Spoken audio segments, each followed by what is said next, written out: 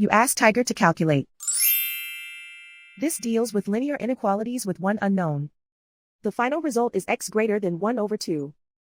Let's solve it step by step. Group all constants on the right side of the inequality. Subtract 13 from both sides.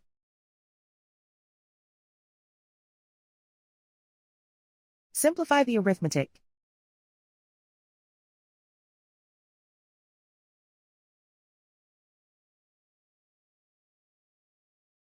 Isolate the x.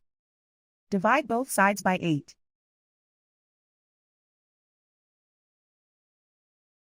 Simplify the fraction.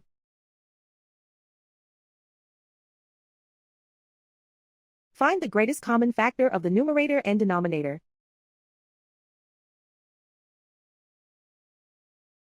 Factor out and cancel the greatest common factor.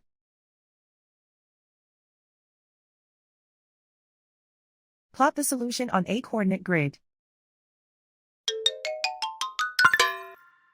And so the final result is x greater than 1 over 2.